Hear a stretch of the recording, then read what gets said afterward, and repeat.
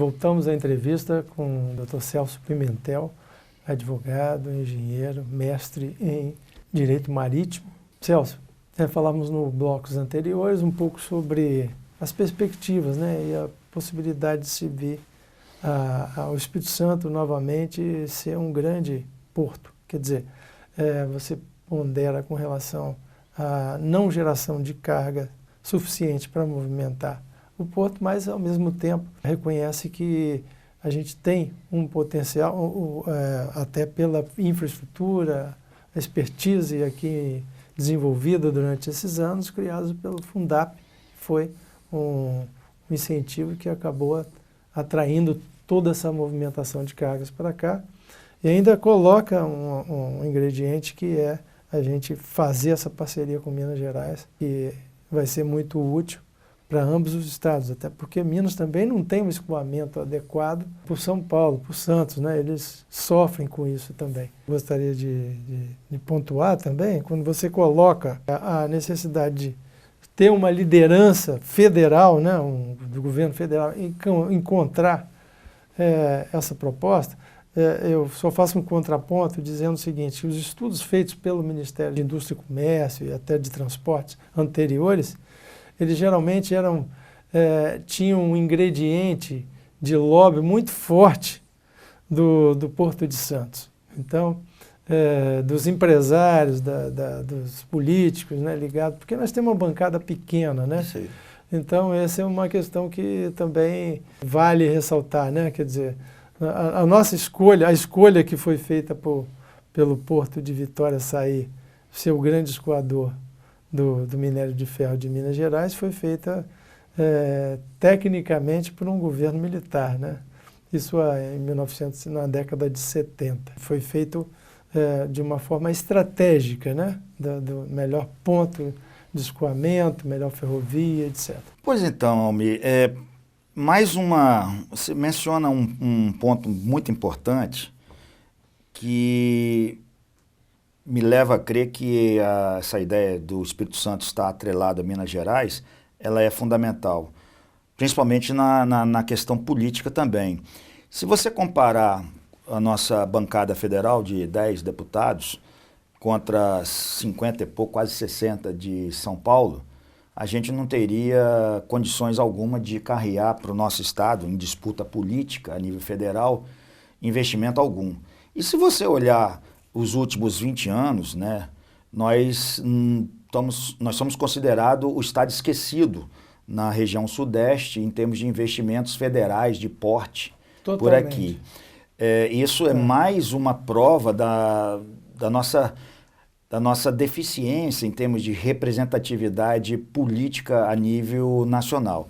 Agora, voltando ao ponto de estar junto com Minas Gerais, ela é um estado que tem uma bancada de seus 50 e poucos, quase 60 deputados, que chega próximo ou mais ou menos ao mesmo número de deputados que tem o estado de São Paulo. 70, São Paulo são 70. Né? E se você considerar os 10 do Espírito Santo e mais os de Minas, em tese a gente teria uma condição de brigar aí de igual para igual em termos políticos, né? Então, mais uma justificativa pela qual eu vejo que é imprescindível estarmos atrelados ao estado de Minas Gerais para tentar viabilizar não só do ponto de vista logístico, do ponto de vista de viabilidade econômica em termos de transporte, mas também em termos políticos, né? E isso não seria de graça, porque o Espírito Santo tem a oferecer ao nosso estado vizinho uma série de vantagens para eles colocarem as suas cargas, tanto para importação e exportação, através de um eventual complexo capixaba mais ampliado, de uma forma muito mais econômica do que eles fazem hoje através dos portos de Rio de Janeiro e de Santos, em São Paulo.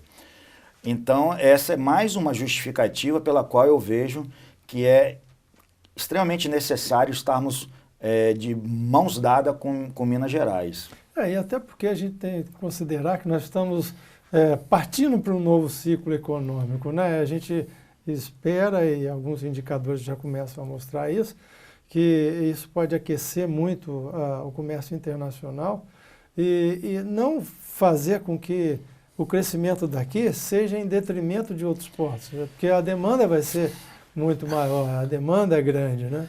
Esse é outro ponto, Almir, que a gente tem que fazer uma abordagem nesse cenário que nós estamos vendo agora, a gente vê aí na nossa mídia, na mídia nacional, notícias como a criação do Porto Central aqui no Espírito Santo, em associação com o Porto de Roterdã, os portos, como tem sido falado, da Imetame, o offshore, Itaoca e mais uma série de outros portos ou terminais conforme o seu porte, que para mim é um negócio difícil de entender, porque como se falar na criação desses portos sem você ter um estudo de demanda de carga, com uma avaliação mais próxima do correto em termos de volume e também do perfil das cargas a serem eventualmente movimentadas por esses portos ou terminais, como queira, né? De forma que esses terminais possam ser devidamente bem equipados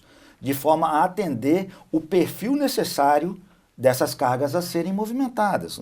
Porque não adianta eu fazer um porto de granel líquido se minha carga não é granel líquido, ou granel sólido se minha carga é granel líquido, e assim sucessivamente. Então, cada porto teria que ter o seu perfil técnico bem definido para atender aquela demanda específica e atender aqueles tipos de navios que se viabilizam no transporte daquele tipo de carga. Se não houver uma distinção com relação a isso, uma segmentação nesse sentido, você vai construir portos de carga geral e a gente sabe que porto de carga geral ele tem uma operação bastante complexa e a sua produtividade nunca é muito boa devido a estar movimentando uma carga de um tipo agora, outro tipo amanhã, isso, aquilo, outro. Então hoje, no cenário mundial de portos, você tem um porto para cada tipo de navio, para cada tipo de carga. Então, se vai se construir um porto novo, temos que procurar utilizar da melhor tecnologia que nós temos disponível para poder tirar proveito dela e evitar esse tipo de investimento de grande porte numa coisa que pode eventualmente não dar certo. Vamos agora a um rápido intervalo, voltamos para o último bloco. Fique conosco.